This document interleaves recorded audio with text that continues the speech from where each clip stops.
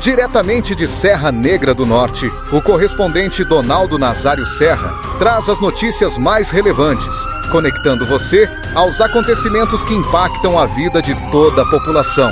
O TRE do Rio Grande do Norte mantém mandatos do prefeito e vice-prefeito em Serra Negra do Norte. O Tribunal Regional Eleitoral, em sessão realizada quinta-feira passada, dia 30, rejeitou por unanimidade a ação que pedia a cassação do prefeito e vice-prefeito do município de Serra Negra do Norte. O plenário do TRE do RN julgou improcedente o recurso apresentado em uma ação de investigação judicial eleitoral que pedia a cassação dos mandatos do prefeito Acácio Santos de Brito e do vice-prefeito Evanildo Nunes da Rosa, chapa esta eleita nas eleições municipais de 2024, na 26ª zona eleitoral deste município. A ação foi movida pela chapa adversária, candidata a prefeito Larissa Almeida e do vice-prefeito, candidato vice-prefeito Flávio Bezerra, alegando questionamento de abuso de poder político e econômico durante o período eleitoral nas eleições municipais de 2024. Entre os pontos questionados pela chapa adversária constavam a construção de uma passagem molhada na zona rural por meio de recursos do governo federal, a distribuição de alimentos e a realização de um evento social na zona rural através de um momento de confraternização com a participação de amigos, convidados e autoridades públicas. O processo de cassação contra o prefeito e o vice-prefeito de Serra Negra do Norte havia sido rejeitado em primeira instância pela comarca da 26ª Zona Eleitoral de Serra Negra do Norte, sendo novamente negada pelo TRE do RN sob a relatoria do juiz eleitoral Dr. Eduardo Pinheiro. Após o resultado oficial, o prefeito Acácio Santos de Brito, ele agradeceu à Justiça Eleitoral como também a manifestação de apoio da população nesta ação judicial.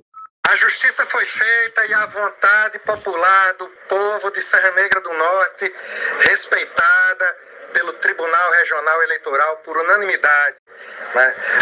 O processo para cassar o nosso mandato foi rejeitado por 7 votos a 0. E eu quero aqui agradecer as inúmeras manifestações de apoio recebida da minha população, do meu povo, da minha gente. Meu muito obrigado. E muito obrigado a todos que atuaram na nossa defesa. Um forte abraço, que Deus continue nos iluminando e nos dirigindo para trabalhar sempre pelo bem comum e pelo desenvolvimento da nossa terra e pelo crescimento do nosso povo. Um forte abraço. Outra informação de Serra Negra do Norte é que a paróquia de Nossa Senhora do Ó realizou sexta-feira, dia 1º de maio, uma extensa programação religiosa, celebração dedicada ao Dia do Trabalhador e também a abertura do mês mariano, período em honra à Virgem Maria. A celebração ao dia de São José Operário aconteceu com missa em ação de graças e procissão pelas ruas da cidade. Em seguida foi oferecido um momento de confraternização, ou seja, um café partilhado para todos os trabalhadores e trabalhadoras serranegrenses ao lado da Casa de Cultura Popular Oswaldo Lamartine de Faria. Já à noite, o pároco, o padre Everaldo de Araújo Lucena, ele mantendo uma tradição de décadas, iniciou oficialmente o novenário do mês de maio, um dos momentos religiosos mais importantes no fortalecimento da vida cristã e na renovação da espiritualidade mariana. De Serra Negra do Norte, Donaldo Nazário Serra. Agora, fique com o editorial da notícia, uma análise precisa e reveladora dos fatos com a imparcialidade, clareza e único compromisso com a verdade. Imaginem a seguinte cena. Uma praça principal numa cidadezinha típica do interior do Nordeste brasileiro. Aquela praça clássica, né? Com o coreto no meio. Isso, exato. E de um lado dessa praça, você tem o prédio da prefeitura, que é aquele centro nevrálgico das decisões políticas, sabe? O lugar onde o orçamento municipal vira obras, serviços. Ou tipo, dependendo de quem tá olhando, vira influência e poder, né? Com certeza.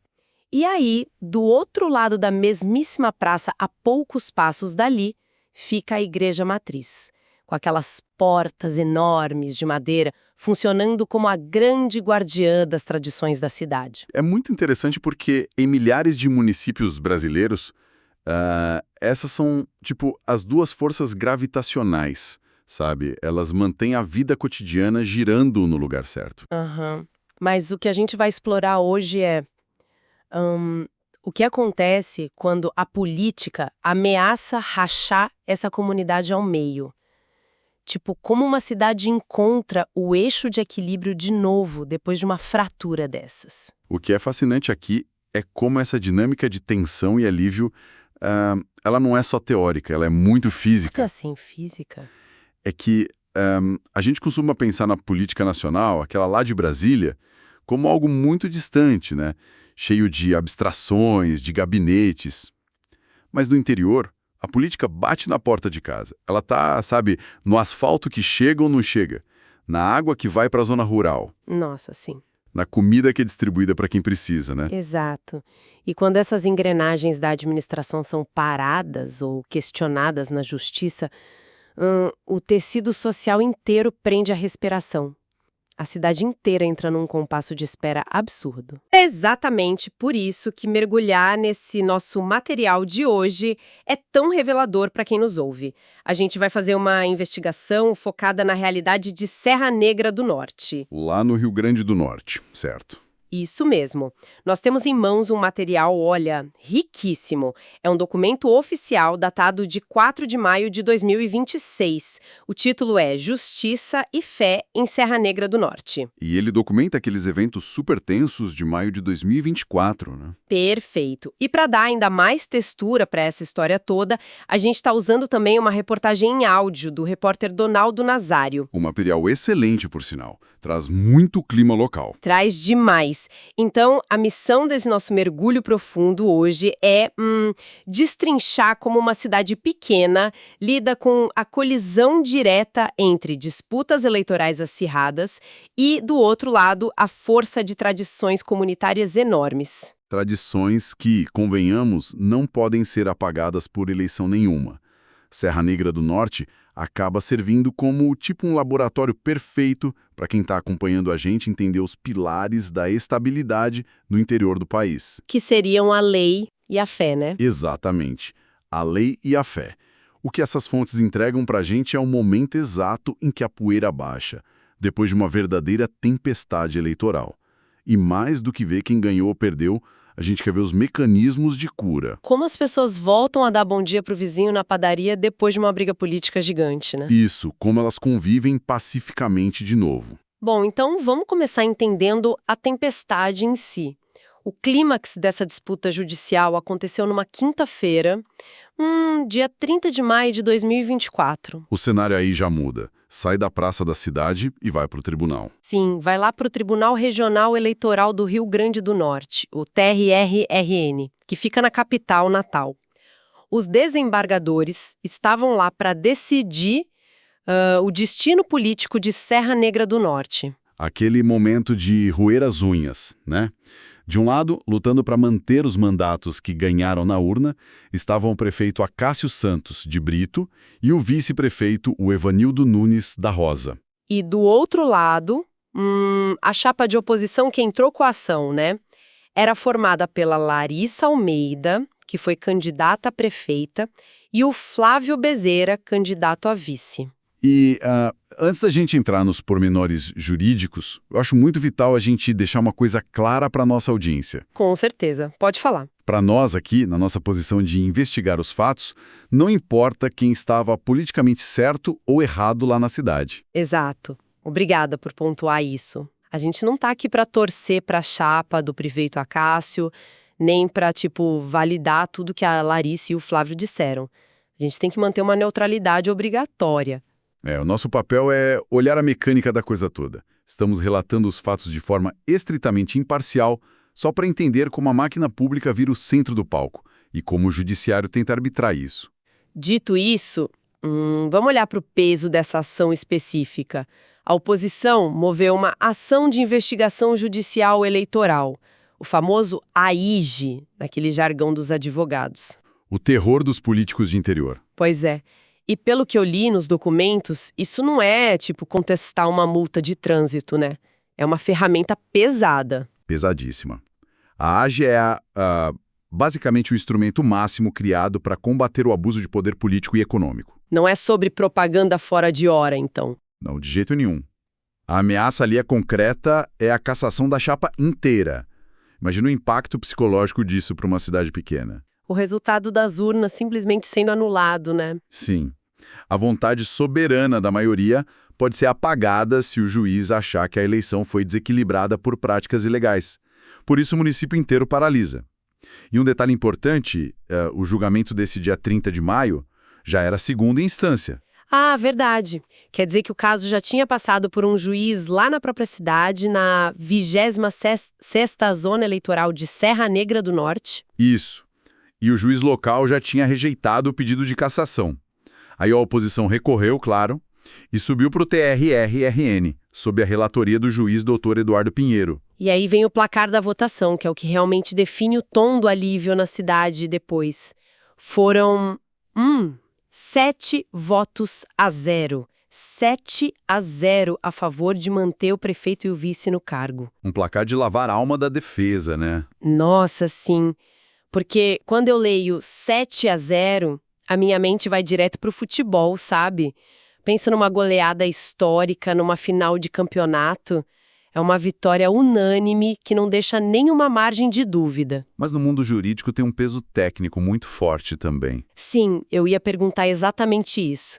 Qual é o peso real dessa unanimidade no tribunal?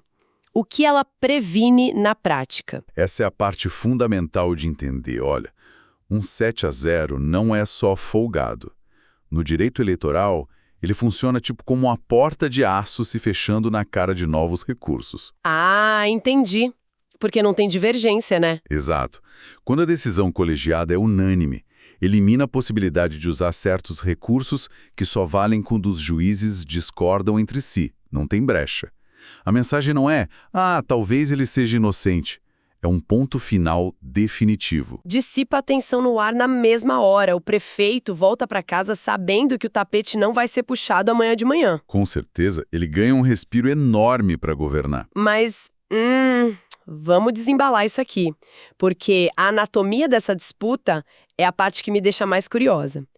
Lendo o documento, as acusações da oposição não eram sobre discursos inflamados ou corrupção de malas de dinheiro, sabe? Eram sobre a gestão física da cidade, né? Sobre infraestrutura. Exatamente. A oposição listou 3 ações principais da prefeitura. Primeiro, a construção de a passagem molhada na zona rural, usando recursos do governo federal. Segundo, a distribuição de alimentos. Que é sempre um ponto delicadíssimo. Muito.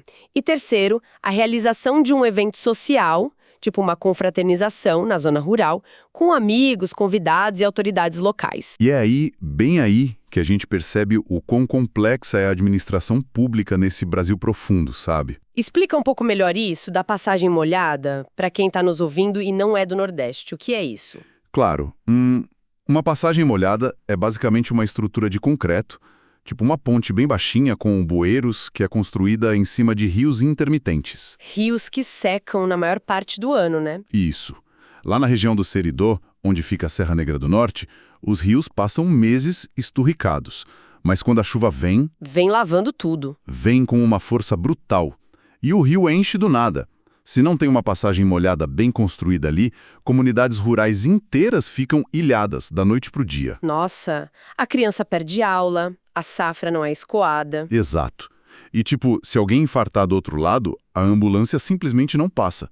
É uma questão de vida ou morte em alguns casos. O que me leva a uma questão intelectualmente muito ativa aqui. Onde fica a linha tênue, sabe? Linha tênue entre o quê? Entre fazer administração pública básica, tipo construir essa infraestrutura rural essencial, e cometer abuso de poder econômico, porque essas coisas tão vitais viram o centro de um pedido de cassação. Essa pergunta é, sem exagero nenhum, o maior pesadelo da justiça eleitoral a cada 2 anos. Porque a linha é muito embaçada. A vida das pessoas não entra em pausa só porque tem eleição chegando. A chuva não liga para o calendário do TSE, né? Perfeito. A chuva vai cair, a estrada vai alagar e as famílias mais vulneráveis vão precisar de comida, tendo urna ou não. A prefeitura não pode simplesmente fechar as portas de julho a outubro. Mas, ao mesmo tempo, o prefeito atual está com a caneta na mão. E a chave do cofre municipal E esse é o X da questão. Se ele resolve inaugurar uma obra crucial, distribuir cesta básica a rodo e fazer festa no interior bem no mês da campanha, ele cria uma competição absurdamente desleal com a oposição. Não tem como a oposição competir com uma máquina dessas. Ele só tem a promessa no palanque e o prefeito tem o concreto ali na cara do eleitor. Exatamente isso. E por isso o judiciário não foca só no o que foi feito. Ele foca no como e no porquê foi feito. Os juízes viram auditores de intenção. Tem que olhar o histórico, então. Sim, eles perguntam, essa passagem molhada já estava no cronograma desde o ano passado? O dinheiro federal caiu bem na eleição por coincidência do governo federal ou o prefeito acelerou de propósito?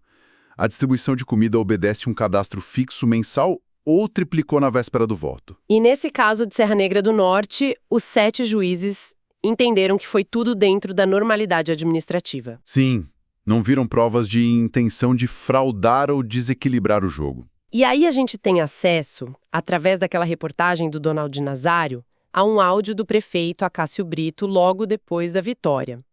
E olha, o tom de voz dele é de quem tirou um caminhão das costas. O discurso do vencedor nessas horas é sempre uma tentativa de escrever o último capítulo da história, né? Ele dita os termos da paz. Ele faz aqueles agradecimentos normais para a equipe de defesa, para a justiça, mas tem uma frase que ele diz mais ou menos assim: a justiça foi feita e a vontade popular do povo foi respeitada por unanimidade, rejeitado por 7-0. Ele faz questão de frisar os números. Totalmente. Ele se agarra nesse 7-0 e depois ainda fala do compromisso dele com o bem comum e o desenvolvimento da terra. E ao fazer isso, sabe o que ele está fazendo? Mandando um recado claro. Ele está dizendo, olha, a nossa legitimidade está blindada. No papel, a crise política acabou ali. Mas se conectarmos isso a um panorama maior e olharmos só para o tribunal, a gente não vai entender a cidade de verdade, né? Porque enquanto a política estava lá brigando na justiça para saber quem podia dar comida ou fazer obra na zona rural, a comunidade já tinha seus próprios jeitos de resolver as coisas. Exatamente. E é aí que a gente sai do tribunal no dia 30 de maio e volta um pouco no tempo para o dia 1º de maio, uma sexta-feira, Dia do Trabalhador. Esse contraste é genial no documento. É lindo. O documento descreve uma programação extensa na cidade no dia 1º. Teve homenagens a São José Operário, teve missa em ação de graças e uma procissão imensa pelas ruas. Procissões no interior não são apenas atos religiosos, sabe? Elas são ferramentas de ocupação do espaço público. Atrás do santo não tem partido, tá todo mundo misturado. E tem um detalhe muito específico desse dia que me chamou a atenção. Depois da procissão, teve um café partilhado para os trabalhadores. Onde foi isso especificamente? Foi oferecido do lado de fora da Casa de Cultura Popular Oswaldo Lamartine de Faria.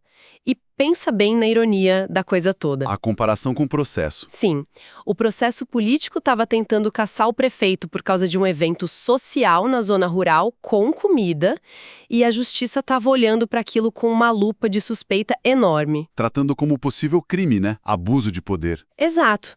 E aí, na mesma cidade, a comunidade organiza um café partilhado, onde a essência física é a mesma: juntar pessoas, dar comida e celebrar. Mas o significado é completamente o oposto. A partilha do alimento no Nordeste é um negócio muito forte.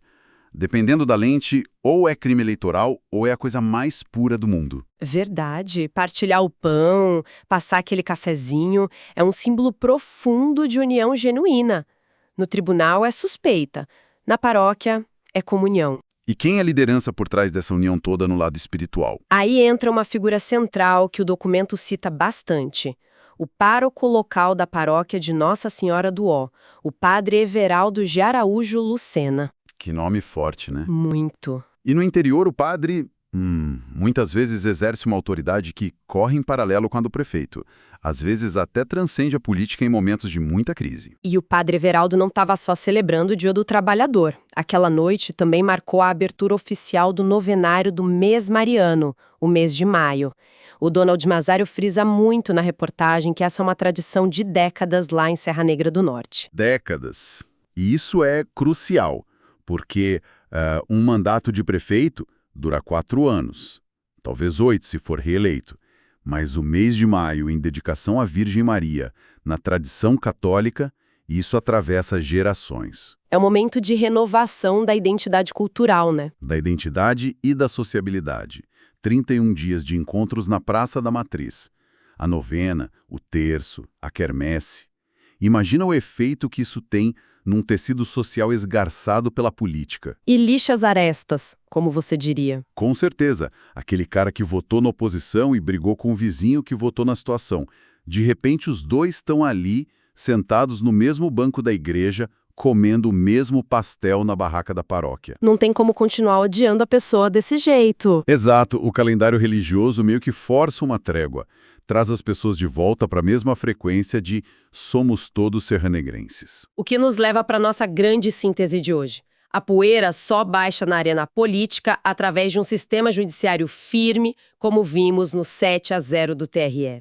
Que traz a resolução legal. O prefeito é o prefeito e ponto. Sim, e ao mesmo tempo você precisa da pulsação contínua da vida local através do calendário religioso e social para trazer a coesão real. Uma coisa não funciona direito sem a outra, sabe?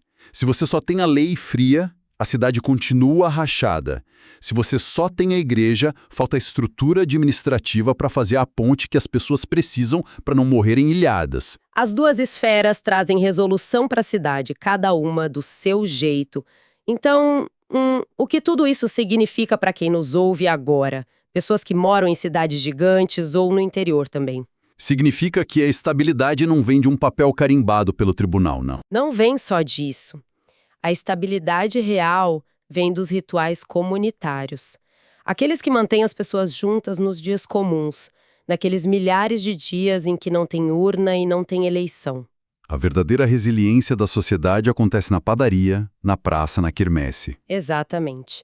E é com esse pensamento que eu quero deixar uma provocação final para o pessoal que está acompanhando esse nosso mergulho profundo. Se a verdadeira resiliência da comunidade é testada, não no calor da eleição, mas nos dias comuns depois dos resultados... Essa é a grande questão para se pensar em casa, né? Total. A provocação é: quais são os cafés partilhados e as passagens molhadas simbólicas que mantêm a sua própria comunidade unida, independentemente de quem esteja no poder? Excelente ponto. O que é que junta os vizinhos na sua rua, sabe? Secar tudo isso hoje. Muito obrigada pela parceria de sempre nessa análise. Foi uma conversa fascinante. O prazer é todo meu. É sempre bom jogar luz nessas dinâmicas escondidas. E para quem ficou com a gente até aqui, o nosso muito obrigada pela escuta atenta, pelo tempo de vocês e por mergulharem com a gente. Um grande abraço a todos e continuem observando a cidade de vocês com outros olhos. Até o nosso próximo mergulho profundo, pessoal. Tchau, tchau. Você acabou de acompanhar as principais notícias de Serra Negra do Norte com o correspondente Donaldo Nazário Serra, que há mais de 50 anos vem levando informação com seriedade, compromisso e credibilidade a toda a comunidade do Seridó do Rio Grande do Norte e da Paraíba.